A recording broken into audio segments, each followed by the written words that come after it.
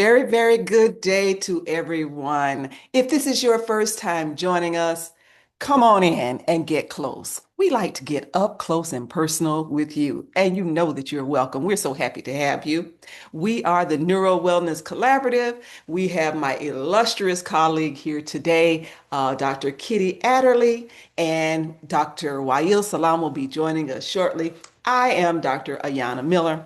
We are an international group of doctors of physical therapy, and in this forum, we engage with you to help you understand a little bit better about your wellness, about prevention, and about function-related topics that will support your functional mobility.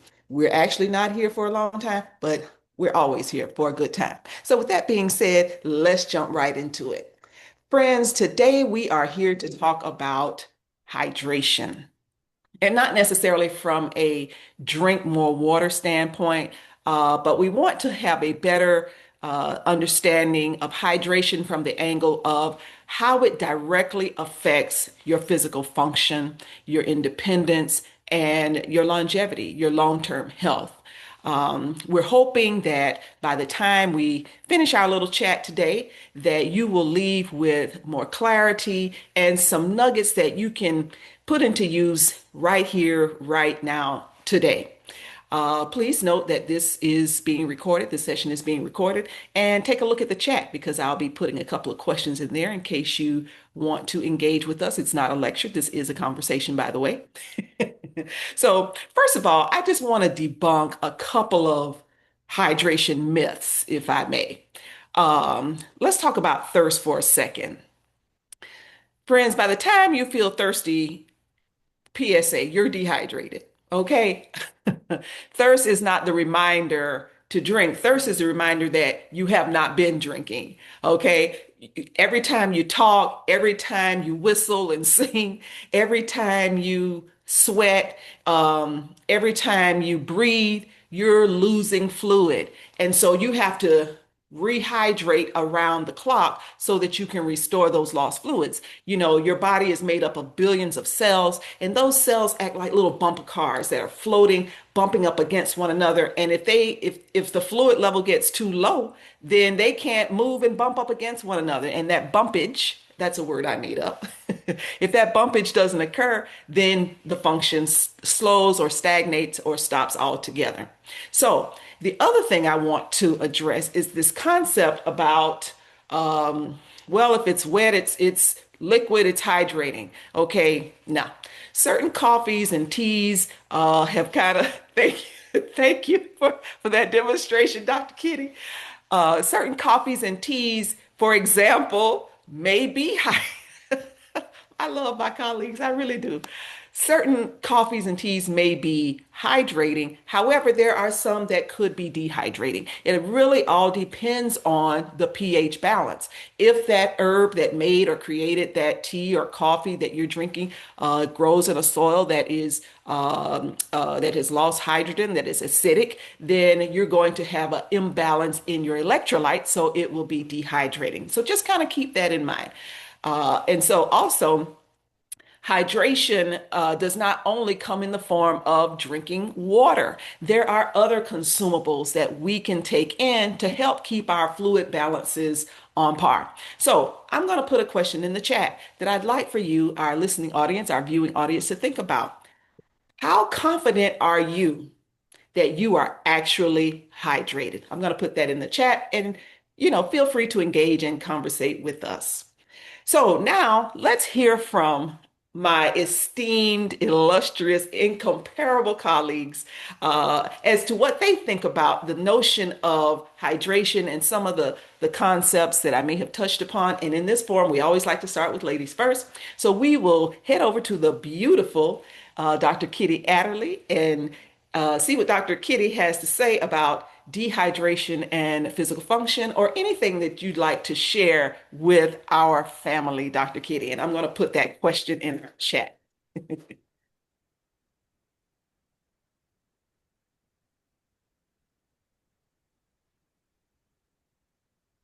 Can't hear you. Thank you so much, Dr. Ayana. You, you opened it up so well. And we take it for granted how hydration is. Even mild hydration, 1 to 2% of body weight loss, reduces your physical performance, believe it or not. And when I say performance, I don't want you to think sports and athletes, you to think about functions, the things, muscles are 75% water. Can Yes. you hear me? Yes, we hear you now. Good. You're frozen, Muscles are but we can hear you. 75 water. And so when you have dehydration, your muscles can't contract the way they need to, not at the same level of strength. Weaker. When you're dehydrated, your blood volume moving the way it needs to do to get to the parts of the body the way it should. Mhm. You get fast fatigue. So walking and exercise, if you're not fully hydrated,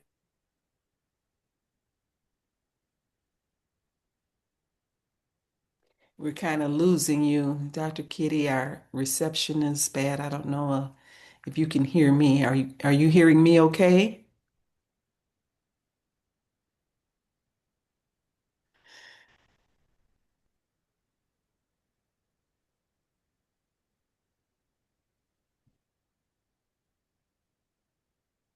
Okay.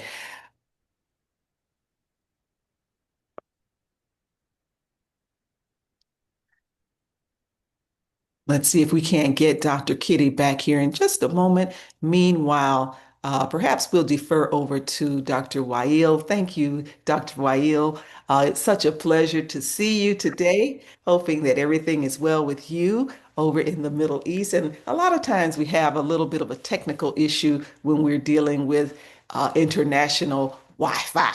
But that's how it is when you're a global collaborative talking about important matters.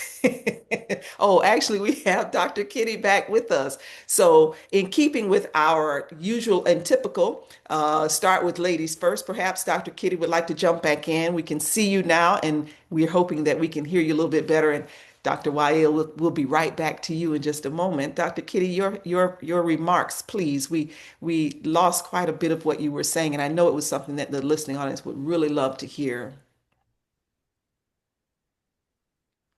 definitely. Okay, so the core message is that muscles are 75% water.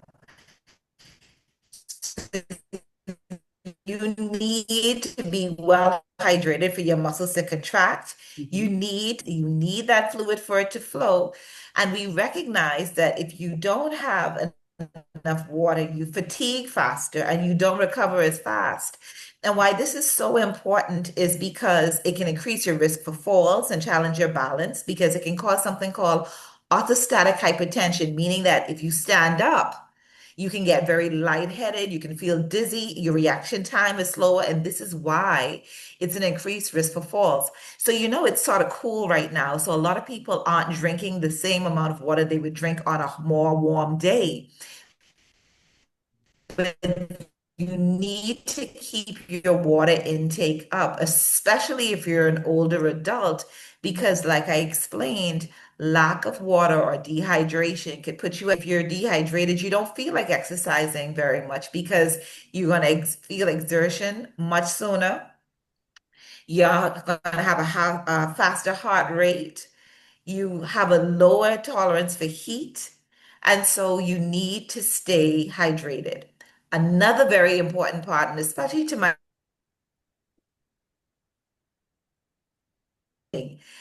you need water to have that nutrients dispersed throughout your body so you can heal faster and heal at a good rate. Because the more fluid, the more water you have in your body, you're able to bring the nutrients in, take the waste out, but it also supports collagen production and tissue repair. So this is why it's so, so, so important to stay hydrated. And another thing people don't realize that maybe if you drink more water, you won't feel the same amount of pain because increasing your water intake, it creates where you have a decrease in your inflammatory markers. You have less fascial stiffness. Your joints move better, so you're less stiff. And then you don't have headaches because sometimes you can have ways that staying hydrated makes your body move and function so much better. And I want you to really think about that as you go through your day. And I know Dr. Wael now is going to definitely go more in depth and probably pinpoint some of these things on a more detailed basis. But if anything sticks with you, remember you're 75% or more water. You want to make sure that you keep that percentage at its highest level. So I'll turn it back over to you Thank you so much, Dr. King. guys. Thank you for that really, really impactful explanation. And sometimes technology is not always on our side, but we really do the best that we can. And we appreciate your remarks so very much. What you said was really critical in terms of 75%, almost nearly 100% of our bodies are made of fluid, made of water. And it's so very important, like you mentioned, to keep that fluid level up so that you are not at risk, so that we're not at risk of physical injury. I mean, literally falling into the category of orthostatic hypertension, where your fluid levels are so low that your blood pressure drops. Imagine, and that places you more at risk for falling. And I'll tell you, uh, you talk about the pot calling the kettle black. I am very, very guilty, as Dr. Kitty mentioned, during the winter months of not hydrating. I really already am not a good fluid drinker. So, I'm kind of guilty where this is concerned. I have to really remember, look, you haven't had anything to drink. So I have to keep my bottle next to me at all times. Oh, you continue to drink, as Dr. Kitty mentioned. So I appreciate that. I did also put another question in the chat for us, just to kind of think about asking, what area of life at this point do we feel hydration is lacking the most? Would it be in the area of your energy, your movement, your digestion, your focus? I know for me, when I'm not well hydrated, everything is affected, especially my GI system. I do get headaches, and all of this mixed together causes my energy to plummet. And I really do see a difference when I begin to boost my hydration. So thank you so much for those points. Really, really impactful, important points, Dr. Kitty. And Dr. Wail, I know that you have been waiting. I apologize for, having to flip-flop between you and Dr. Kitty, but it's always such a pleasure to be with both of you. I appreciate you so very much.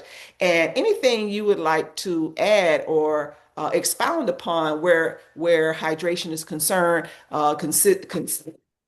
with respect to or in consideration of our body systems, maybe the cardiovascular system.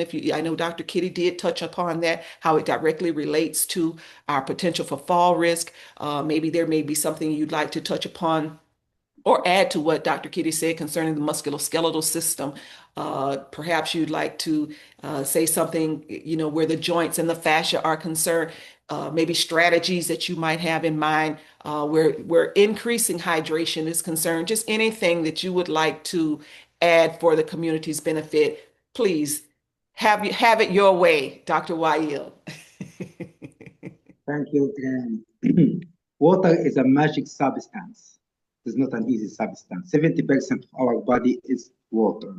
And this is very, very important for our body. Water is responsible for a lot of function.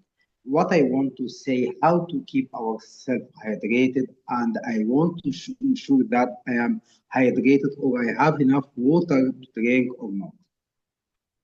If you find this, if you find your urine has no color or less color and less odor, that means that the solid substance in the urine is less. That means you wash your body good with a lot of water.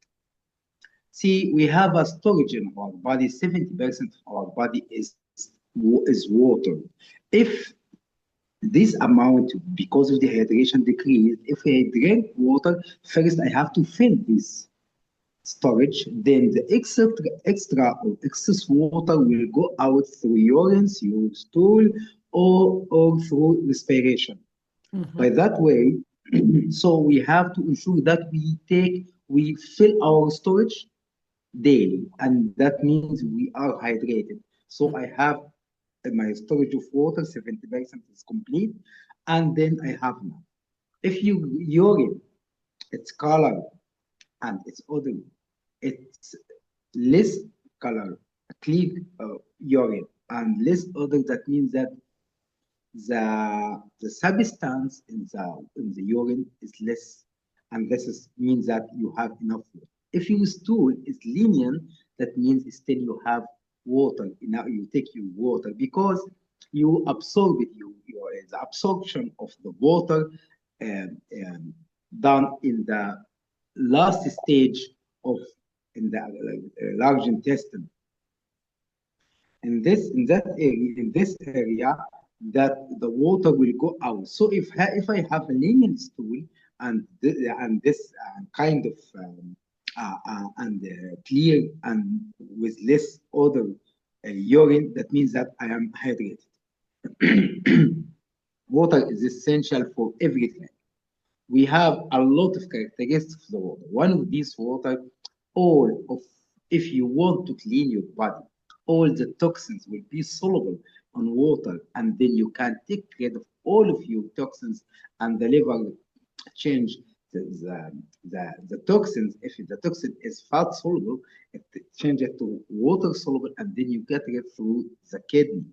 So Mhm. water is very important to wash your body from the toxins. Also, water is essential for you if you have a constipation and you movement of your gut. You have to take water. 70% of my saliva, 90, sorry, more than 90% of my saliva is water, and 90% of the intestinal juice is water to make the food easy to be moved through the intestine. And that area, so the body secrete a lot of water to make your food easy to move, and in large intestine start absorption. So get your body enough water to enhance absorption and also movement of your urine, of your wastes, and to be get your stool easy out of you.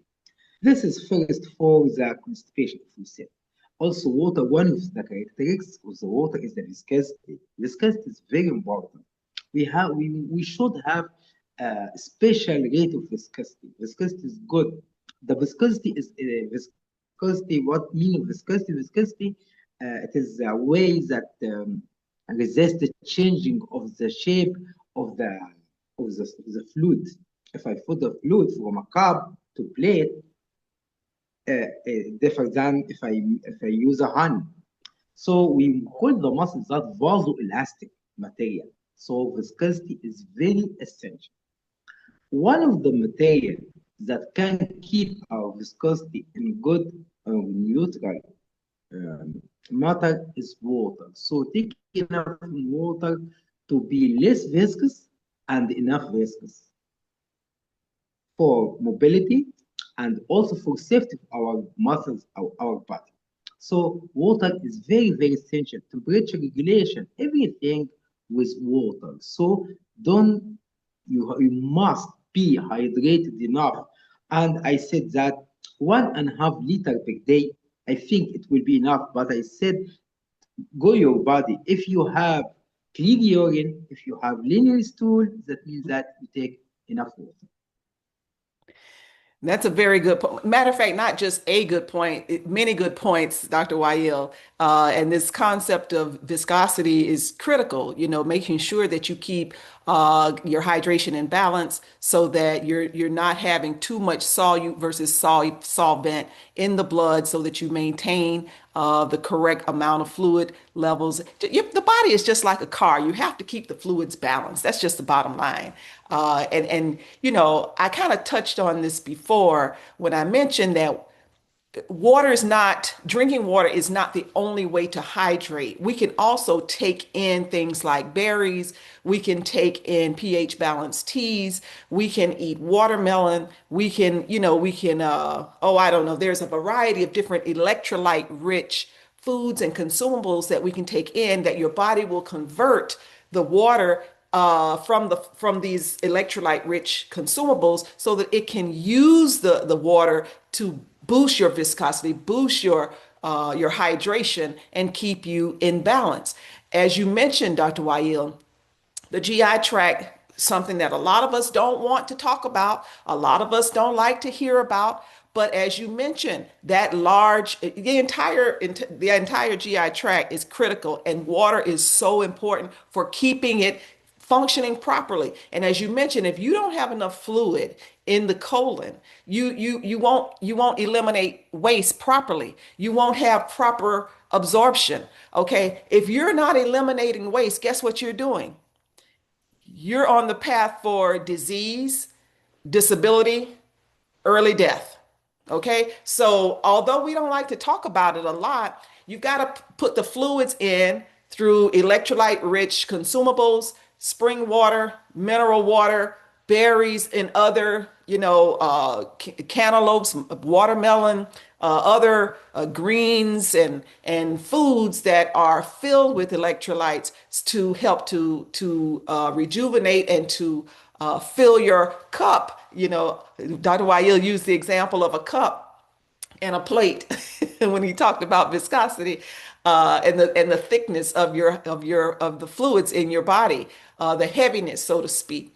So you want to make sure that you're putting in the hydration on the front end so that you can eliminate waste on the back end, and you do not want to end up being diseased, disabled, or an early death, in the stages of early death. So as you can see from what my esteemed colleagues have talked about today, hydration is essential. It is critical. It matters. It matters because it supports our independence. It supports our physical function. It decreases the burden of disease. It increases our ability to move, like Dr. Wail and Dr. Kitty touched upon. It protects your quality of life. So if something that was said today resonated with you, if you have questions about something that may be going on in your very own body, feel free to reach out. Feel free to book a consult. We will link our contacts in the chat, and also the recording of this live will be posted, and we will go ahead and repost the contact links in the posting as well. Folks, we are your doctors of physical therapy. We are your movement and function gurus, so to speak. We are your functional health authorities. We are trained to keep the human body functioning actually in the manner, in the way that it was designed to function. We help to prevent it from breaking down early. We help to identify root causes. We don't just treat disability and dysfunction, but we identify the root causes of them, as you heard us discussing today.